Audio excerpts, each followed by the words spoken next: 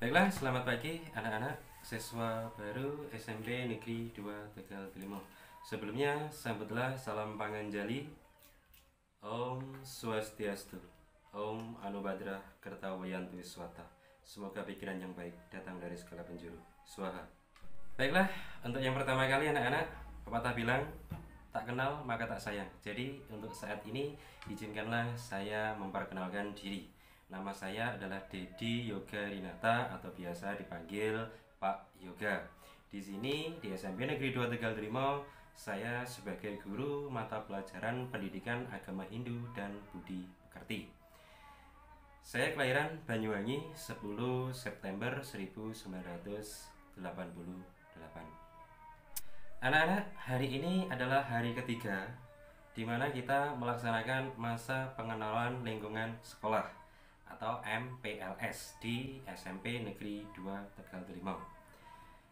Karena situasi yang belum memungkinkan untuk kita bertatap muka secara langsung, untuk kita bertemu secara langsung, jadi mengharuskan kegiatan MPLS pada kesempatan kali ini dilaksanakan via daring.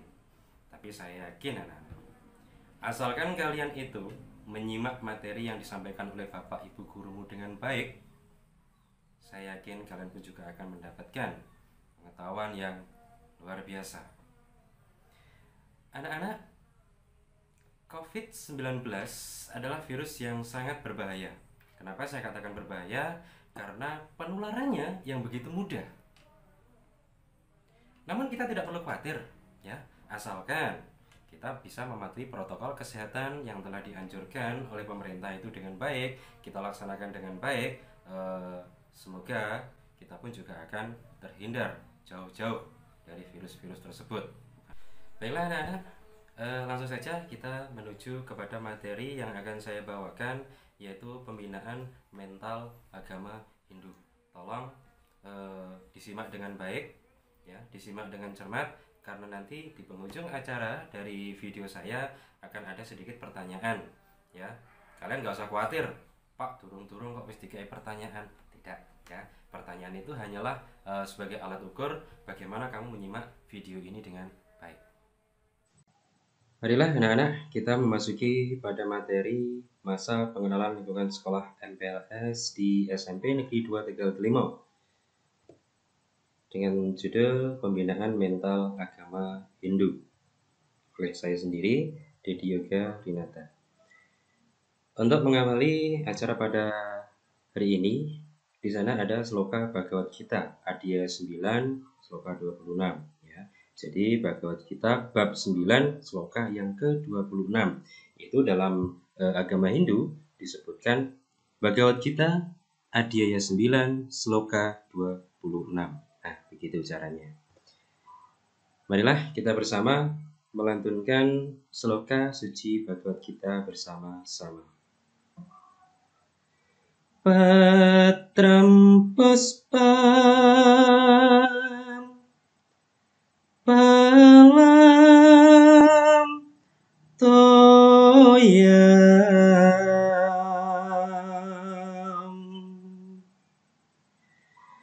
yume bhaktya praya jati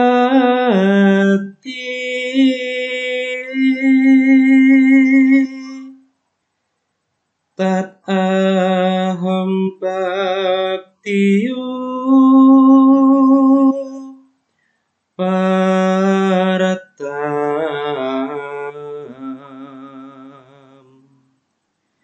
asnami prayata mana.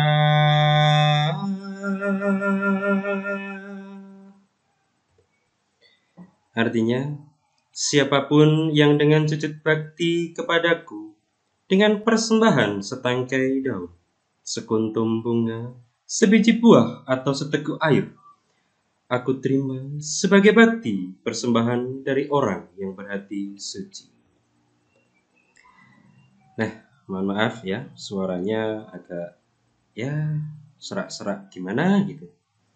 Ya, untuk Pertama kali yang kalian perlu ketahui adalah tentang tri kerangka dasar agama Hindu. Yang mana tri kerangka dasar ini adalah merupakan fondasi kita di dalam berkeyakinan Hindu. Apa saja sih dalam tri kerangka dasar? Oke, yang pertama adalah tatwa atau filsafat. Yang kedua adalah susila atau etika atau tingkah laku ya.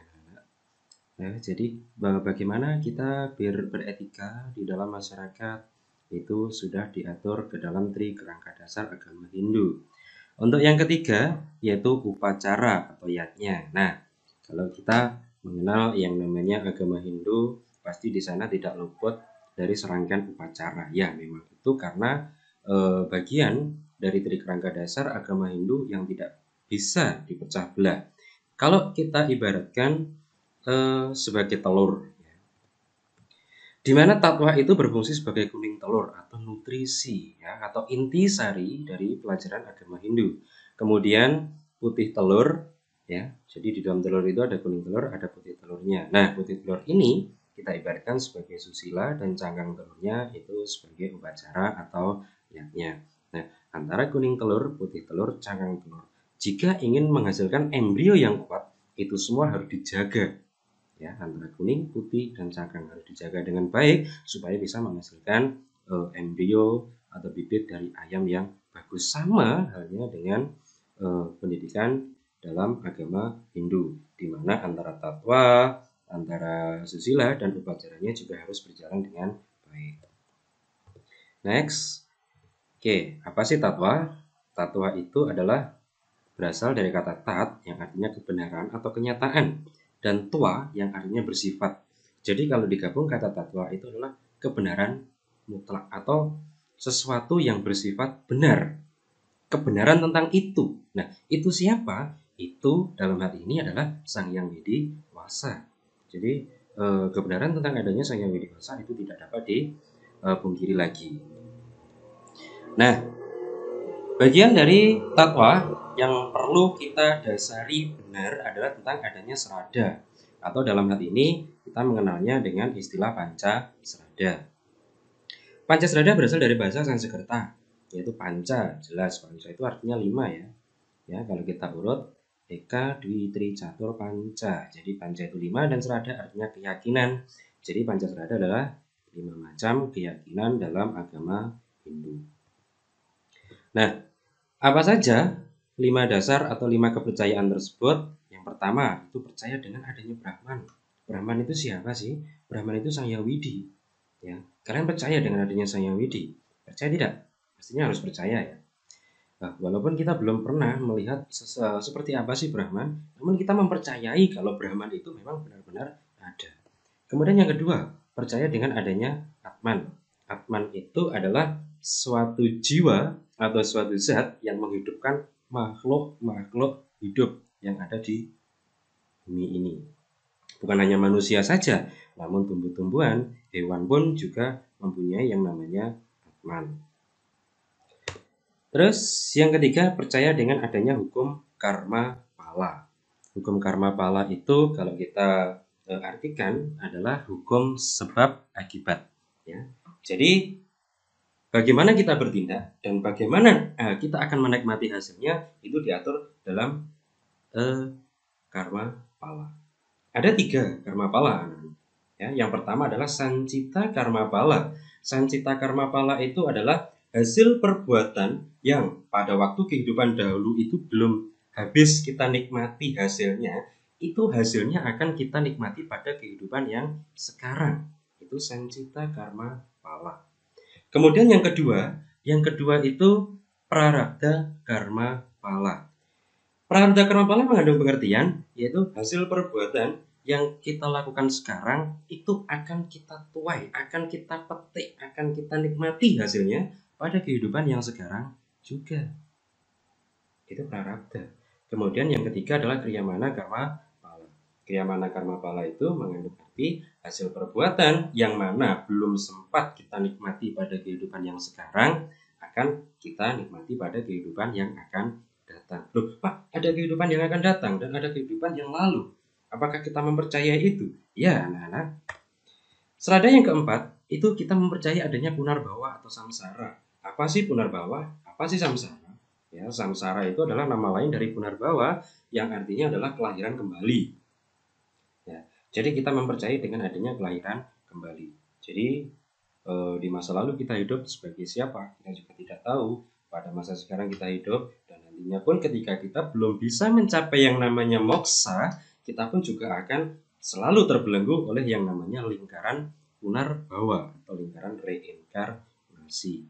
Kemudian yang kelima, percaya adanya moksa. Nah, tadi saya singgung, selama atman kita itu belum bisa mencapai moksa, kita akan selamanya berada dalam lingkaran punarbawa. Dan moksa itu adalah bersatunya atman kepada asalnya. Asalnya siapa? Asalnya adalah Brahman.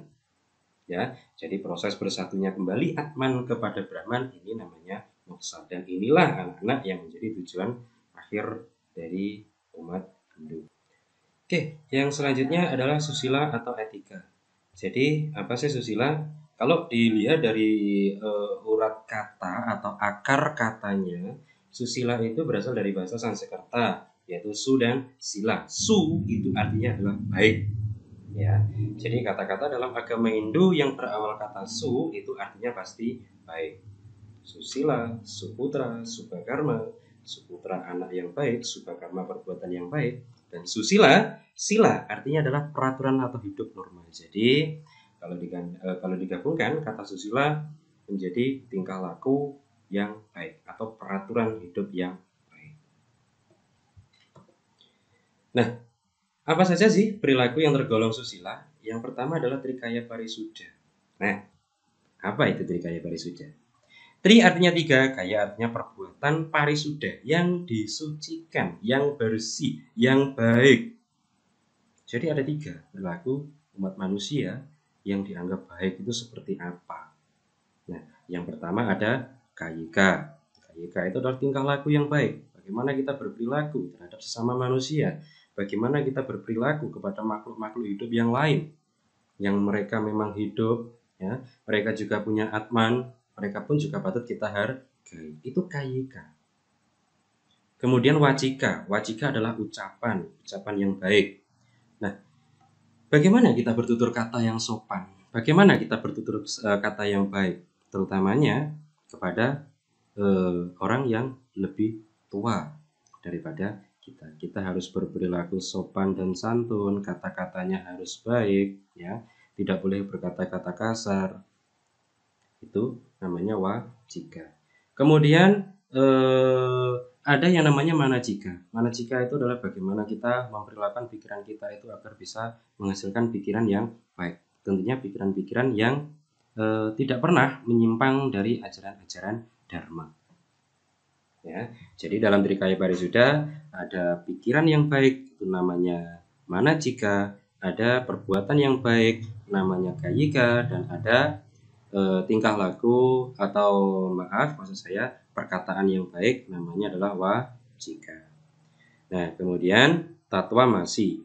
Ini pun juga tergolong perilaku susila. Apa sih tatwamasi? Tat itu artinya dia. Tuam berarti kamu, asi adalah. Kalau digandengkan menjadi dia adalah aku adalah kamu, dia adalah kamu, sama saja. Ya, maksudnya apa sih, Pak? Ya, kalau di sini kita sudah mengetahui apa sih tatwamasi dan kita bisa menerapkan pola hidup atau perilaku tatwamasi itu dengan baik, yakni kalian pun juga akan menjadi manusia yang baik. Karena tatwamasi di sini adalah mempercayai bahwa aku itu adalah kamu adalah aku. Nek aku ra gelem dilarani ya aja nglarani wong liya. Itulah maksud dari ungkapan tatwamasi. Kalau saya tidak mau disakiti, kita pun juga jangan berperilaku menyakiti manusia yang lain. Karena sama saja, aku juga adalah kamu. Itu tatwamasi. Yang ketiga, nah ini. Tadi di depan saya sering menyebut bagaimana sih perilaku kita sama manusia dan sesama makhluk ciptaan yang lain. Dalam Trihita Karana anak-anak, ini kita diwajibkan adanya 3 hubungan yang harus seimbang dan selaras. Hubungan antar siapa saja, Pak? Ya.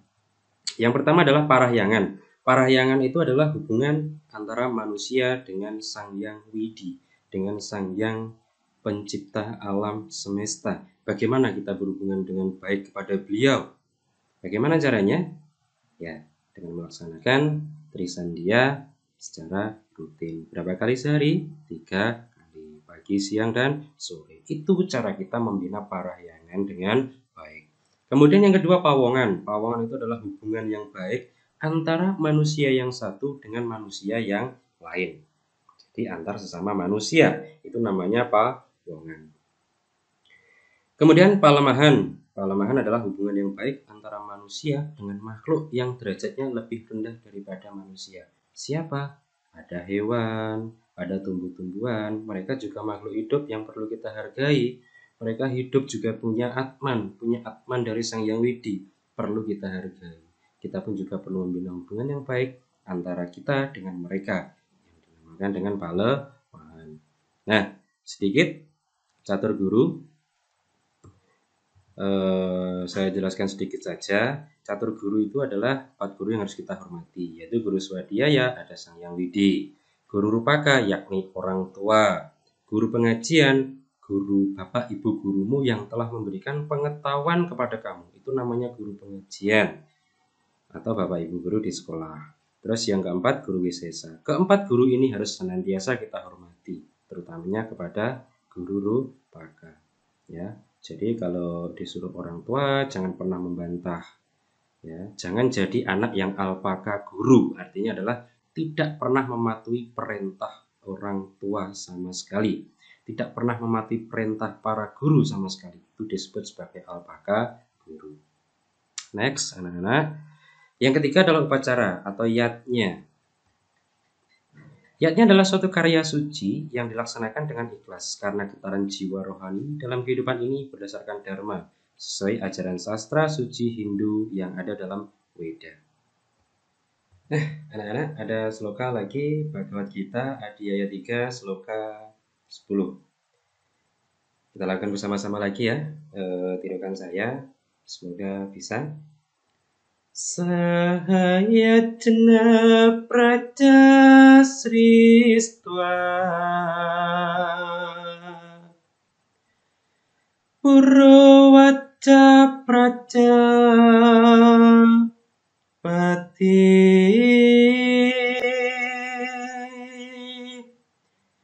Anena prasawi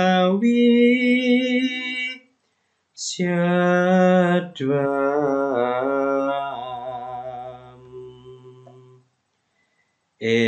esawos twistaka madu.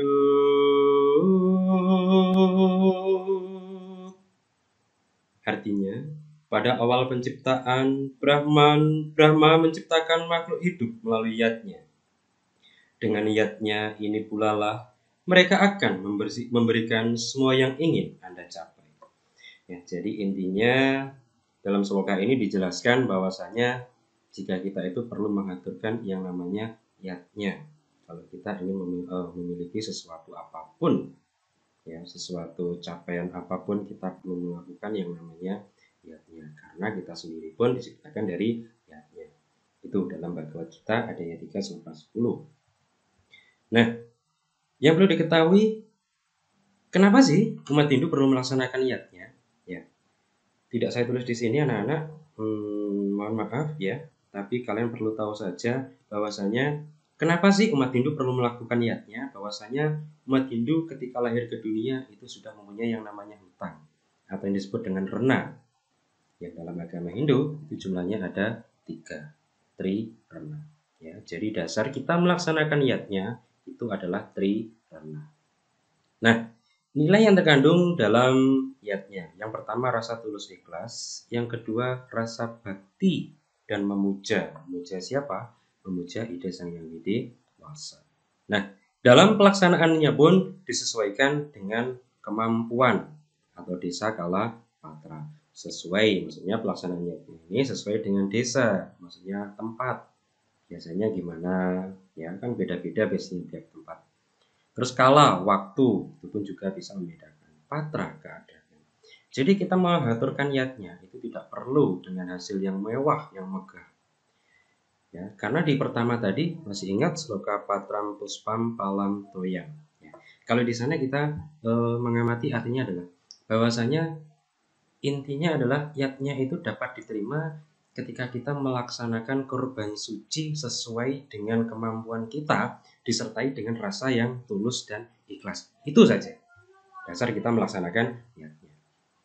Kemudian yang keempat, satu ajaran yang mengandung ilmu pengetahuan yang kebenarannya itu abadi dan dapat dipertanggungjawabkan karena pengetahuan ini bersumber dari Weda.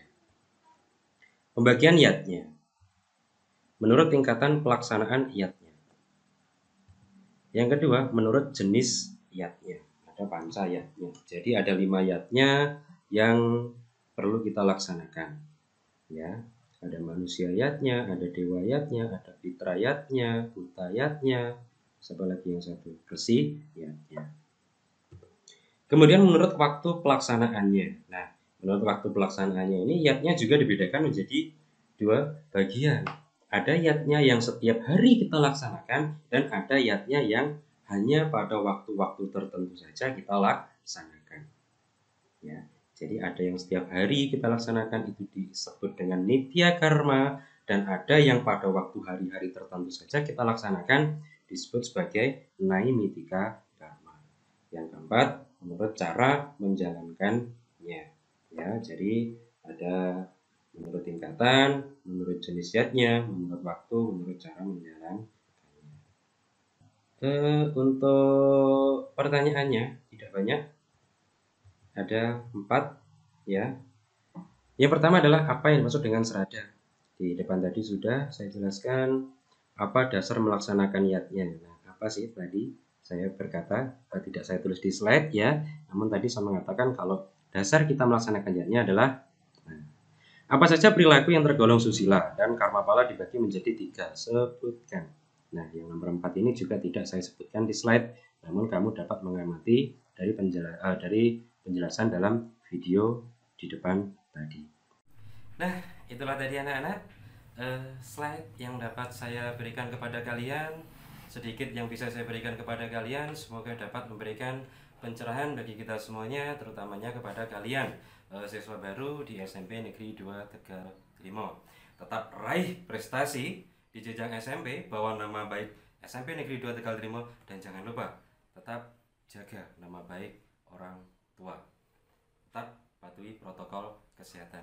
Semoga kita semua selalu dalam lindungan Sang Hyang Widi Swaha. Penutup dari saya akhiri. Om Santi Santi Santi.